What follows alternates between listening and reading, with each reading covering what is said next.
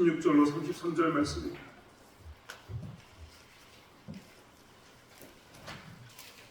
고린도후서 11장 16절로 33절의 말씀.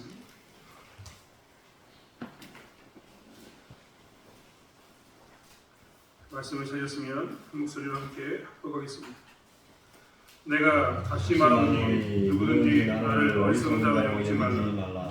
만일 그러하더라도 내가 조금 자랑할 수 있도록 어리석은 자로 하더라. 내가 말하는 것은 주를 따라 하는 말이 아니요 오직 어리석은 자와 같이 값없이 자랑하노라. 여러 사람이 육신을 따라 자랑하니 나도 자랑하겠노라. 너희는 지혜로운 자로서 어리석은 자들을 기쁘게 용납하는구나. 누가 너희를 종으로 삼거나 잡아먹거나 빼앗거나 스스로 높이거나 뺨을 칠지라도 너희가 용납하노라.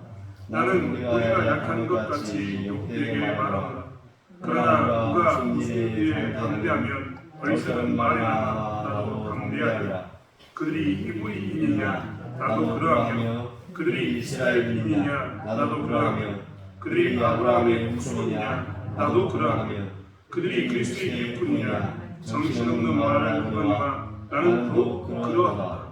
내가 수고를 넘치도록 하고 목에 갇히기로 더 많이 하고 매도 수없이 맞고 여러 번 죽을 뻔하였으니 유대인들에게서 40에 하나 감염을 5번 맞았으며 3번 태장으로 맞고 1번 돌로 맞고 3번 파선하고 일주일을 깊은 바다에서 지냈으며 여러 번 여행하면서 강의 위험과 강국의 위험과 동족의 위험과 이방인의 위험과 신의 위험과 광야의 위험과 바다의 위험과 거짓 형제 중의 위험을 당하고 또 수고하며 예쓰고 여러 번 찾지 못하고 줄이며 목마르고 여러 번 굶고 죽고 벌고서다. 이 외의 일은 고사하고 아직도 날마다 내 속에 눌리는 일이 있으니 곧 모든 교회를 위하여 영영하는 것이다. 누가 약하면 내가 약하지 아니하며 누가 실속하게 되면 내가 약하지 아니하느냐. 내가 무릎을 자랑할진대 내가 약한 것을 자랑하리라. 주 예수의 아버지 영원히 찬송할 하나님 내가 거짓말 아니하는 것을 아시느니라. 다메섹에서 아레다 왕의 고관이 나를 잡으려고 다메섹 성을 지켰으나 나는 광주리를 타고 그 창문으로 성벽을 내려가 그 손에서 벗어났노라. 아멘. 날씨가 굉장히 더워졌습니다. 아직도 제 자리에는 히터 난방기구가 있는데 오늘 날씨를 보면 에어컨을 켜야 될 날씨가 될 것 같습니다.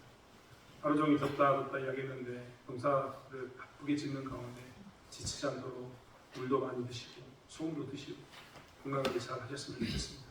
그리고 무엇보다도 신앙관리 잘 하셔서 예배 시간 그리고 하나님을 섬기는 시간 놓치지 않고 하나님께 집중하는 시간 가졌으면 좋겠습니다. 우리는 사실 이 땅에 사는 동안 자랑이라는 것을 듣습니다. 주변에 있는 사람들이 다 자랑하지요. 현수막을 붙이고 사람들에게 떡을 돌리고 하면서 자기의 잘남을 자랑합니다. 자랑하는 것은 모든 사람들이 가지고 있는 어떤 특징처럼 자기의 잘됨이 있으면 사람들은 그렇게 자랑하기에 급합니다. 예수 믿는 사람은 그러나 좀 더 우리는 조심해야 될 게 있습니다. 예수 믿는 사람은 자랑하는 것이 옳은가? 우리는 이 부분에 대해서 생각해 봐야 되기 때문입니다. 성경은 특별히 예수 믿는 사람에 대해서 오늘 본문의 표현대로 말한다면 그것은 어리석은 자이다라고 이야기하고 있습니다. 사실 예수 믿는 사람은 자랑을 할 때 나의 자랑을 하는 이것이 무엇처럼 느껴져야 되냐면 진짜 어리석은 자처럼 느껴져야 하는 겁니다. 나도 모르는 사이에 자랑을 하고 있다 그러면 내가 지금 어리석은 일을 하고 있구나 라는 것을 생각해야 되는 것입니다. 사실 자랑이라는 것은 나를 드러내는 것이기 때문에 나를 드러내는 것은 하나님 앞에서 우리는 부끄러운 것으로 생각해야 된다는 것입니다. 사도 바울은 자랑이 어리석은 일이지만 오늘 본문을 통해서 뭐라고 얘기하냐면 육체를 따라 사람들이 자랑함을 위해서 자신도 자랑한다라고 이야기합니다.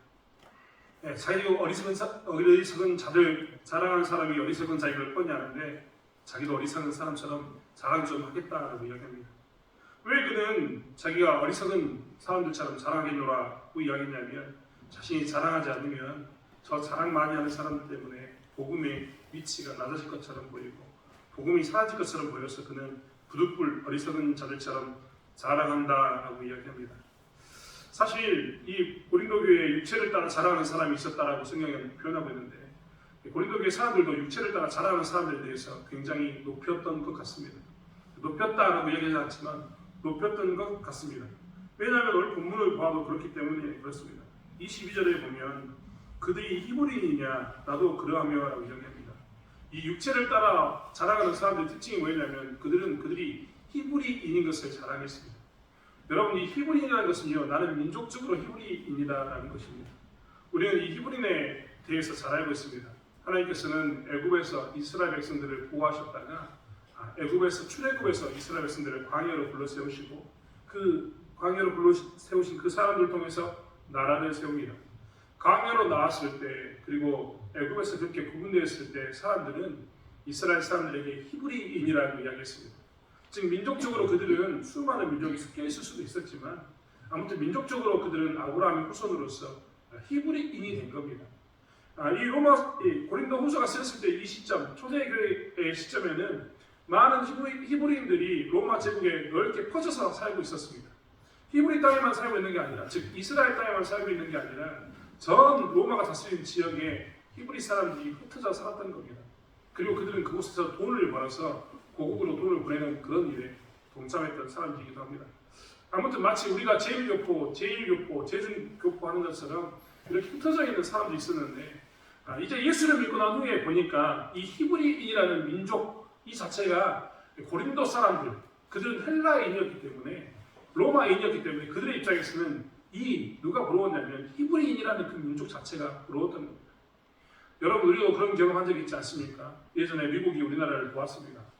여러분 미국에 대해서 쓸 때 우리는 아메리카라고 쓰지 않고 미국이라고 씁니다.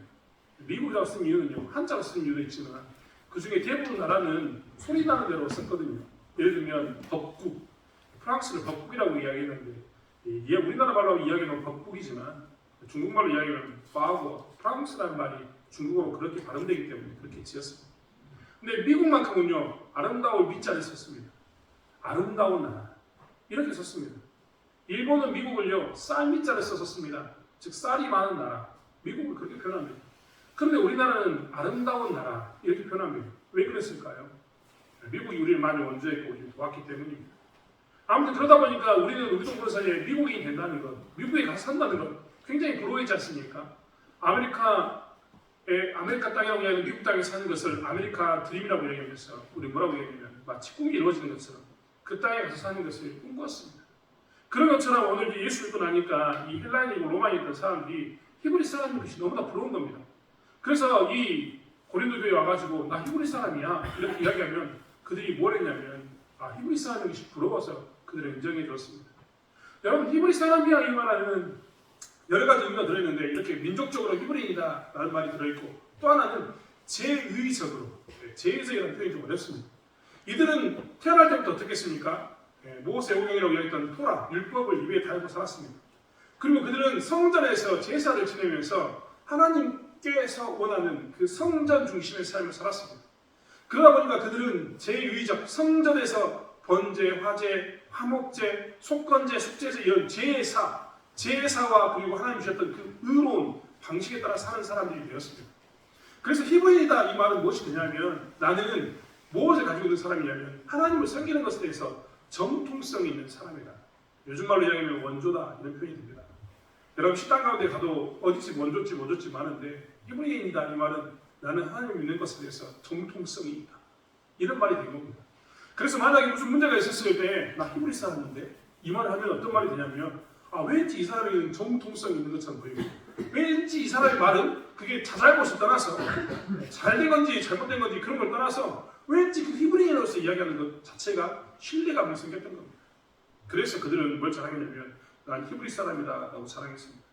그뿐만 아닙니다. 그들 중에는 육체를 따라 자랑했던 사람들은 뭐라고 자랑했냐면 나는 이스라엘인이냐 그들이 이스라엘인이냐 라는 것을 자랑했습니다.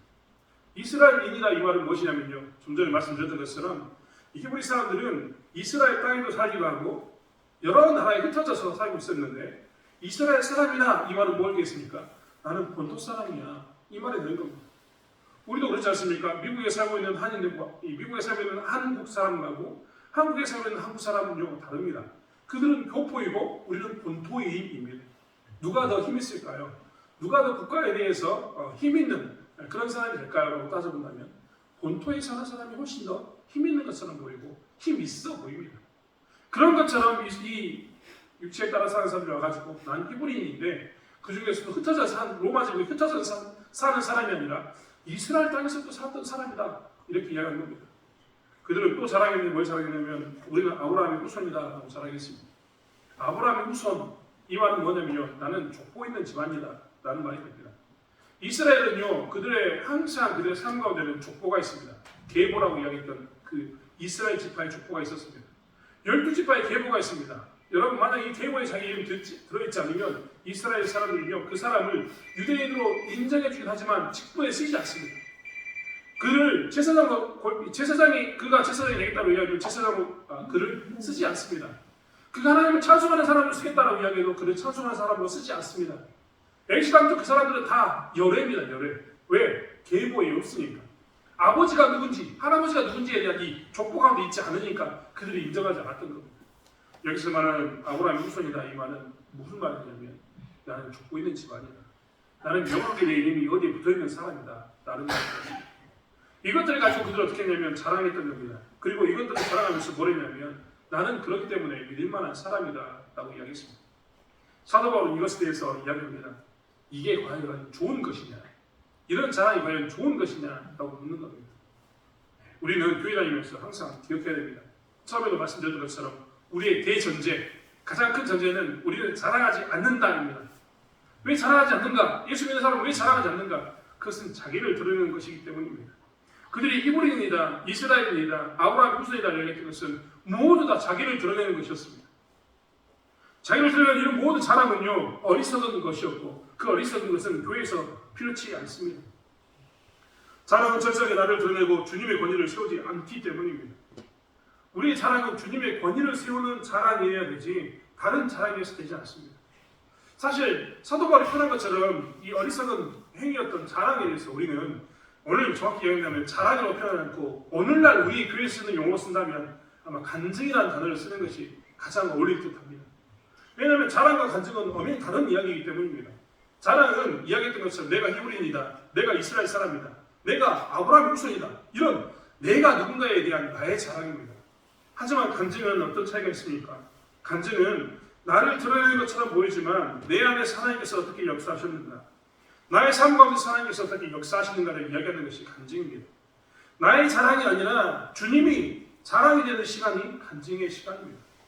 내가 무엇을 했다가 아니라 하나님이 나를 통해서 무엇을 행하셨다라고 이야기하는 주체가 하나님이 되는 그런 것이 무엇이냐면 간증입니다.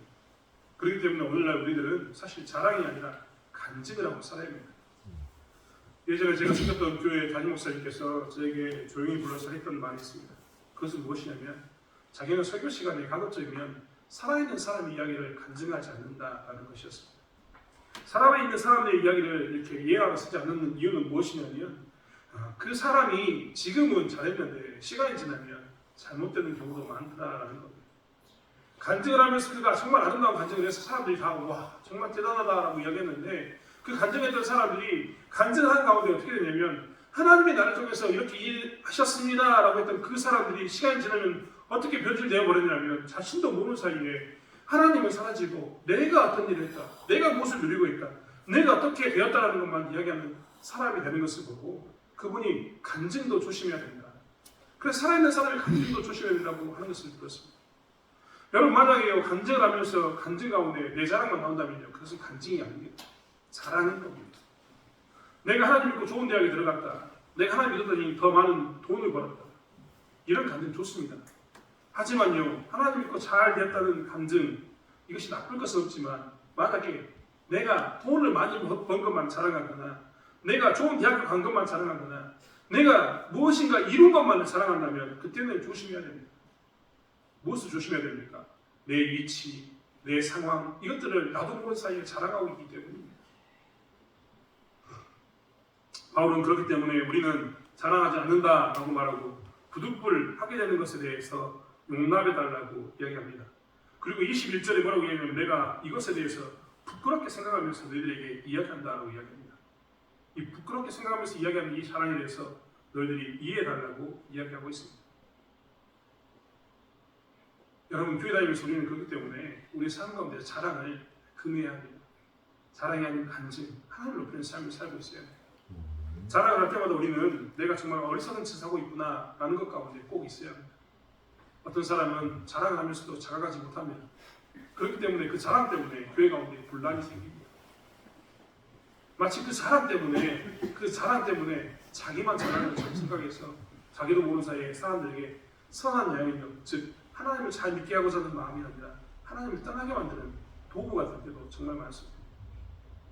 교회는 그렇기 때문에 더 대전제로 절대 자랑하지 않는다라는 것을 이야기합니다.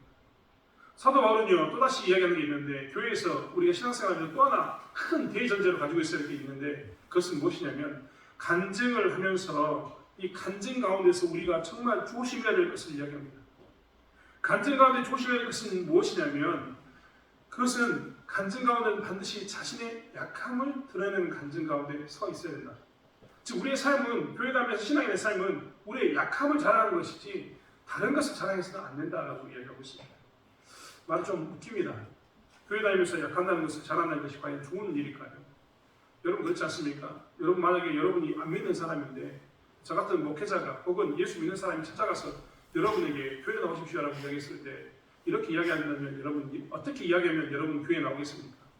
예수 믿으면 천국 갑니다. 이러면 교회 나오겠습니까? 예수 믿으면 축복받습니다. 예수 믿으면 네 건강이 좋아집니다. 이러면 교회 나오겠습니까? 아니면 너 예수 믿어도 별 차이가 없을 거다. 너 예수 믿어도 별로 좋은 일이 없을 거야. 심지어는 예수 믿고 나면 너는 강의 위험과 바다의 위험, 그리고 40에서 하나 가만 내리 맞아야 될 것과 돌 맞을 것과, 심지어는 저 죄인들이 지고 하는 십자가를 너는 지고 따라가야 된다. 이 말을 하면 예수 믿을 것 같습니다. 우리는 대부분 다 전자, 즉 예수 믿으면 네가 지금보다 더 좋은 삶을 살게 될 것이고 더 나은 삶, 더 많은 누리는 삶을 살게 될 거다. 그리고 천국을 소유하는 삶을 살게 될 거다라는 그런 말로 전도하기는 하지, 예수 믿고 난 후에 너 그 예수 믿으면 고생 죽도록 한다. 앞으로 너는 정말 힘들 거야. 너 끔찍한 삶이 기다리고 있을 거야. 너 죽을지도 몰라. 이렇게 이야기하면 누가 예수 믿겠습니까? 근데 사도 바울은 뭐라고 이야기하냐면 그런 약함을 자랑하라라고 이야기하고 있습니다. 보통 교회를 다니면서 이렇게 좋아진다 하고 자랑해야지만 교회를 알 것처럼 보이는데, 사도 바울은 뭐라고 이야기하냐면 오히려 뭐라고 이야기하냐면 사도 바울은 약함을 말하면서 자기의 약함이 자랑이다라고 이야기했습니다. 여러분 우리가 생각해도 자랑거리를 많이 이야기하고 예수 믿어서 좋은 대학교 가고 돈을 많이 벌고 건강이 회복되어지고 천국 가고 이런 이야기만 해야 될 것 같은데 약함을 이야기하는 것이 무슨 도움이 될까 싶은데 사실 우리는 그때 조심해야 합니다. 예수 믿으면서 우리는 가끔 착각 가운데 빠져 살 때가 있습니다. 하나님에 대한 간증을 하면서 내 삶을 그대로 이야기하면 되는데 자꾸만 내 삶 가운데서 더 좋아진 것만 이야기하려고 합니다.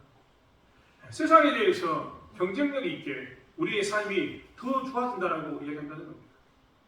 예수 믿으면요 하나님께서 우리를 통해서 약한 사람을 통해서 강한 자들을 부끄럽게 합니다. 가난한 사람을 통해서 부한 사람을 부끄럽게 만듭니다. 근데 이때 우리가 정말 조심해야 될 게 있습니다. 그것은 무엇이냐면 약한 자를 통해서 강한 자들을 부끄럽게 만든다. 이것은 약한 사람을 갑자기 힘있게 만들어서 그를 큰 힘을 주어서 그의 능력을 더해서 그 능력으로 강한 사람을 이기게 한다 이런 게 아닙니다. 가난한 사람을 통해서 부한 자들을 부끄럽게 만든다. 이 말은 가난한 사람을 부자로 만들어가지고 이 부자보다 더 큰 부자로 만들어가지고 그를 부끄럽게 만든다. 이런 말이 절대 아니라는 겁니다. 예수 믿으면서 했던 그 약한 자들을 통해서 강한 자들을 이기고 가난한 자들을 통해서 이 부한 자들을 이기는 것은 다른 게 아닙니다. 사도 바울이 이야기했던 것처럼 그런 약점이 사랑이라고 오히 사랑하는 이런 모습으로 이기는 것을 의미하고 있습니다. 다른 게 아닙니다. 사도 바울이 왜 오늘 이런 자리에 처하게 되었습니까? 사도 바울은 그가 이야기했던 것처럼 왜 40이 하나 강한 매를 유대인들에게 맞았어야 했고 3번 태작으로 맞고 1번 돌로 맞고 3번 파선하고 일주일 동안 깊은 바다에 지내야 되는 수많은 이것 가운데 거하게 됐어야 했습니까? 만약 우리의 논리대로 따진다면 사도 바울은 이렇게 살면 절대 복음을 전할 수가 없습니다. 사도 바울은요 자기가요 파선할 수 있는 배 가운데 탔는데 그 배가 갑자기 하나님의 은혜 가운데서 마치 베드로가 무리를 걸었던 것처럼 배가 완벽해져서 침몰하지 않고 육지 가운데 도착하는 이런 것을 보여줬어야 했습니다. 그는 돌에 맞아 죽을 뻔했는데 돌이 다 튕겨나가거나 맞아도 쌩쌩해서 나를 죽일 수 없다 라는 강함을 드러냈어야지만 복음이 증거되는 것처럼 우리의 논조대로 우리의 생각대로 한다면 그래야지만 복음이 전해지는 겁니다. 사도 바울이 돈에 쩔쩔 매어서 데살로니가 교회나 이런 곳으로 더 후원받고 자기가 텐트를 만들면서 돈을 벌어가지고 복음을 전하는 게 아니라 기도하면 오병이의 기적이 맨날 나타나가지고 그가 기도하면 갑자기 돌덩어리가 황금덩어리가 돼가지고 가는 곳마다 돈이 넘쳐나는 그런 삶을 살았을 때 그럴 때 우리의 논조대로 이야기한다면 그럴 때 복음이 전해진다고 우리는 생각합니다. 하지만 사도 바울은 그렇게 이야기하지 않습니다. 약한 자가 강한 자를 부끄럽게 만드는 것은 더 힘이 강해져서 그런 게 아니고 강한 자가 부한 자를 부끄럽게 만드는 것은 더 부해져서 그런 게 아니라 복음 때문에 그 사람들이 스스로 자처해서 고난을 당하는 그 사람이 만약에 정상적으로 살았다면 그런 삶을 살지 않을 텐데 그 모든 것을 버리고 나서라도 이 복음을 따라가는 그 삶을 통해서 무엇을 한다고 이야기하냐면 그 강한 자, 부한 자를 부끄럽게 만든다라고 이야기하는 겁니다. 여러분 사도 바울을 보십시오. 그가 그의 인생 가운데 뿔릴 것이 뭐가 있습니까? 그는 당시의 최고의 학문, 오늘 이 육체를 따르는 사람이 이야기하는 것처럼 히브리인이냐, 이스라엘 백성이냐, 혹은 이스라엘의 아브라함 후손이라고 했던 그 모든 것에 충족한 자가 누구였냐면 사도 바울이었습니다. 그는 히브리인 중에 히브리인, 이스라엘 중에 이스라엘, 그 다음에 아브라함의 후손 중에 아브라함의 후손이었습니다. 그는 가말리엘 학파에서 배웠고 훗날 그는 이 이스라엘 민족의 여러 사람들의 대표자가 되어가지고 그는 무엇이 되냐면 대표자로서 역할을 감당하고 살았습니다. 그런 그가 무엇 때문에 버렸냐면 복음 때문에 그것을 버렸습니다. 권력을 버렸습니다. 그의 출세의 지향적인 사람들이 가지고 있었던 그 남들보다 더 강한 것, 더 부한 것을 향해 나갈 수 있는 모든 길을 다 버렸습니다. 무엇 때문에요? 복음 때문에. 심지어는 버린 것으로만 끝난 게 아니라 그의 인생은 복음을 전하기 위해서 여러 지역으로 유리하는 삶을 살게 됩니다. 그리고 유리하는 삶, 나그네 같은 삶을 살면서 그는 어떻게 되냐면 오늘 이야기한 것처럼 수없이 죽을 뻔한 위기 가운데 놓이게 됩니다. 무엇 때문에? 복음 때문에 그렇습니다. 사도 바울이 강조하는 것은 바로 여기에 있습니다. 야, 내가 그날 세상에 살았으면 가말리아의 학파였고 세상에 살았으면 유대인의 지도자로서 내가 지금 승승장구해서 아마 권력을 누리고 살았을 텐데 나는 복음이 내게 임하니까 이것은 아무것도 아니었다. 예수를 믿고 나니까 이것은 아무것도 아니었다. 오히려 내가 매를 맞아도 나는 이것이 즐겁다. 매를 맞고 내가 죽을 뻔해도 나는 이것을 위해 사는 것이 전혀 아깝지 않다라고 이야기하는 이것이 강한 자를 부끄럽게 하고 부한 자를 부끄럽게 하는 그런 도가 된다는 것을 이야기하고 있습니다. 자꾸만 우리는 간증을 하면서 착각하는 게 무엇이냐면 무엇을 착각하냐면 세상과 싸워서 이겨야 된다고 생각합니다. 세상이 돈을 100만 원 가지고 있으면 예수 믿는 사람은 150만 원을 가져야지만 세상에서 우리가 이야기할 수 있다고 생각합니다. 세상에서 어떤 사람이 권력을 쥐고 있으면요 우리는 더 높은 권력을 쥐어야지만 우리는 예수 믿는 사람으로서 복음을 전할 수 있다고 생각합니다. 그게 간증이라고 생각합니다. 그래서 더 좋은 대학교 간 사람의 간증을 듣습니다. 예수 믿고 돈을 더 많이 버는 사람의 간증을 듣습니다. 이런 이야기 듣는 것에 너무나 익숙합니다. 그런데 예수 믿는 사람은 정말 무엇을 하고 사되냐면 나는 복음 때문에 이것을 버렸다. 복음 때문에 스스로 내가 자체해서 이것을 내가 이 길을 가고 있다라고 이야기하는 그 사람들의 간증을 들어야 합니다. 그리고 우리는 그런 간증을 하고 사는 삶을 살아야 되는 겁니다. 내가 복음으로써 저 강한 사람들이 돈을 가지고 힘을 가지고 나를 유혹했음에도 불구하고 나는 복음을 선택했다. 저 부한 자들이 돈을 선택해 나가고 싶지만 나는 복음을 위해서 나의 모든 것을 기꺼이 바쳤다고 이야기하는 이런 것들이 사랑이 되어야 되는 것입니다. 사도 바울은 오늘 그렇기 때문에 그것을 이야기하고 있습니다. 세상을 이기는 것은 세상의 방식대로 이기는 게 아니라 세상이 말하는 세상의 경쟁력으로 이기는 것이 아니라 하나님의 복음으로 이기는 것이 나의 자랑이다라고 이야기하면서 나는 돈의 노예였던 수존노였던 그런 삶이 아니라 나는 권력의 노예였던 그런 출세지향적인 삶이 아니라 복음을 위해서 나의 삶을 살았다고 고백하는 것이 진정한 자랑임을 그는 이야기합니다. 여러분 한번 생각해 보십시오. 누가복음 19장에 삭개오 이야기가 나옵니다. 삭개오가요 세리였습니다. 손가락질 당하고 조롱받았던 세리였습니다. 1절에도 말씀드렸던 것처럼 세리는요 아주 나쁜 사람이었습니다. 당시에 유대인들은 매국노 취급하면서 정말 수존노, 돈의 노예인 사람처럼 취급했습니다. 그런데 그런 삭개오가 예수를 만났습니다. 예수를 만나더니 그가 뭐라고 얘기했습니까? 그는 자기의 재산을 팔아서 가난한 자들에게 나눠주겠다라고 이야기합니다. 그는 만약에 내가 빼앗은 것이 있으면 율법을 뛰어넘어서 4배나 갚겠다라고 이야기합니다. 더 많은 돈을 가져서 하나님을 자랑하는 게 아니라 예수 믿던 이 복음 때문에 자기가 가장 소중하게 여겼던 그것마저도 내려놓는 삶을 삽니다. 이런 삭개오의 삶이 영향력 있게 되고 그런 삭개오의 삶이 자랑거리가 되는 겁니다. 사실 교회 다니는 우리들도 그렇기 때문에 무엇을 해야 되냐면 사실 예수 믿는 사람으로서 겪는 고난, 예수 믿는 사람으로서 우리가 갖게 되는 이 치명적인 약점이 아니라 약함을 우리는 자랑하고 살아야 합니다. 여러분, 약점과 약함은 좀 차이가 있습니다. 약함은 내가 복음을 향해서 가는 길 가운데 부딪히는 수용하게 되는 수많은 것들이 나의 약함이 됩니다. 하지만 약점은 그런 게 아닙니다. 약점은 뭡니까? 내가 못하는 겁니다. 복음을 위해서 못하는 게 아니라 복음을 위해서 참는 것은 약함이 되지만 내가 못하는 것은 약점입니다. 약점을 자랑하자는 게 아니라 우리가 복음을 향해서 나가는 데 있었던 그 약함을 자랑하자라고 이야기하는 겁니다. 사도 바울은 그것을 자랑합니다. 나는 내가 사도로서 겪는 이 고난이 자랑이다. 예수 복음을 위해서 내가 지고 있는 이 모든 약함이 나의 자랑이다라고 이야기합니다. 그리고 그것을 당당하게 이야기합니다. 여러분 죽을 뻔했다. 예수 믿다가 내가 죽도록 고생했다라고 이야기합니다. 사랑하는 성도 여러분, 그렇게 사는 것이 예수 믿는 사람으로서 진짜 신자로서 사는 삶이라고 사도 바울은 그것을 자랑하고 있습니다. 우리말로 이야기는 간증하고 있는 겁니다. 우리는 예수 믿으면서 자꾸만 착각하게 됩니다. 여러분, 예배하고 회복하는 교회를 만들자라는 이야기면 예배는 드립니다.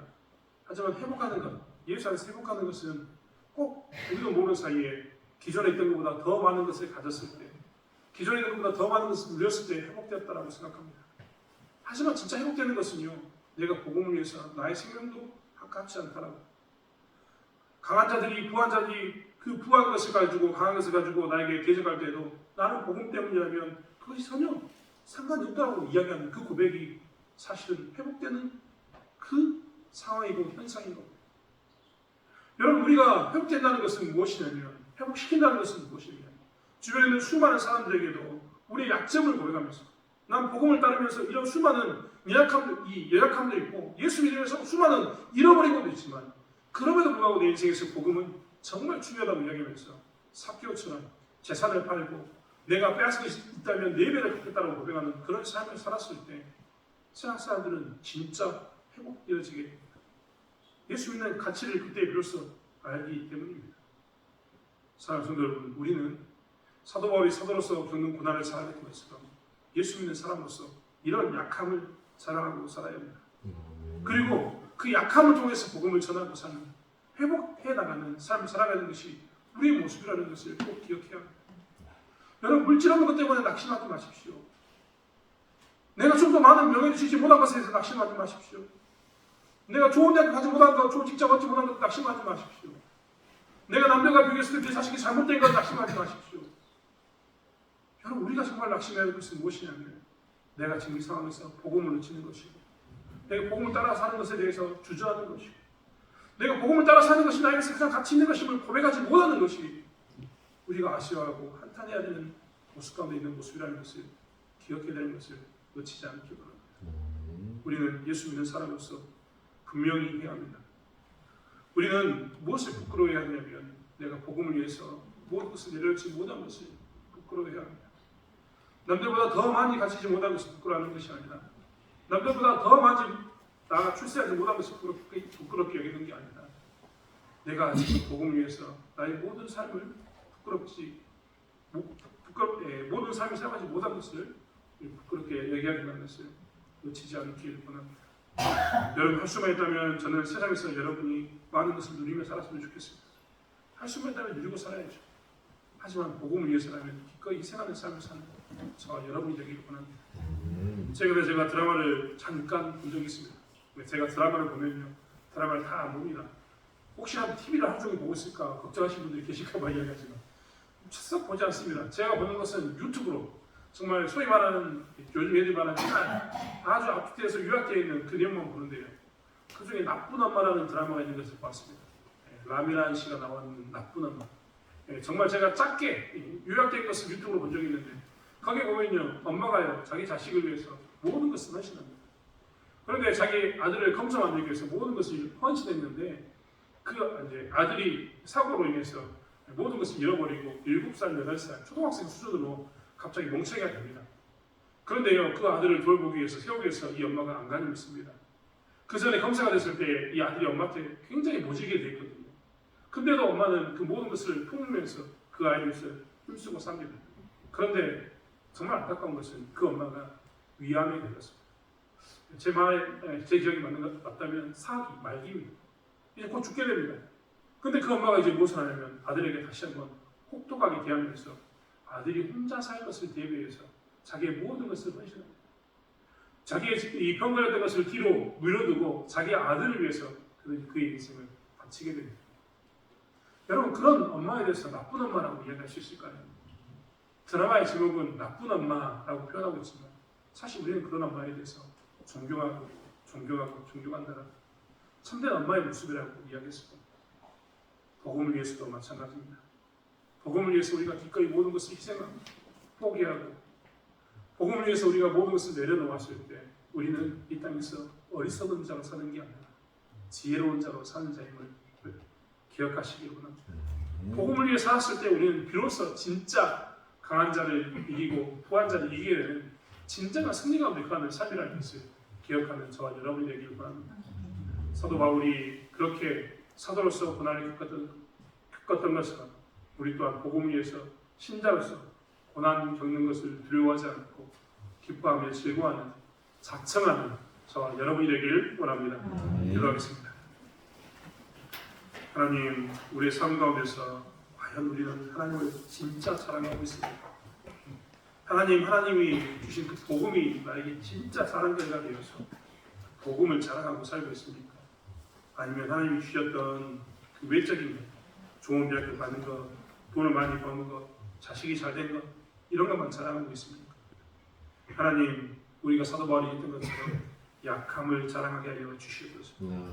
내가 복음을 위해서 무엇을 내려놓았고 무엇을 내려놓는지에 대해서 이 복음을 위해서 내가 무엇을 포기했는가에 대해서 자랑할 수 있도록 도와주시고 그 포기한 것을 통해서 약함을 통해서 오히려 하나님께서는 강한 자들을 그리고 부한 자들을 부끄러게 하셨던 것을 간증하며 살 수 있는 저희를 되게 도와주실 줄 믿습니다.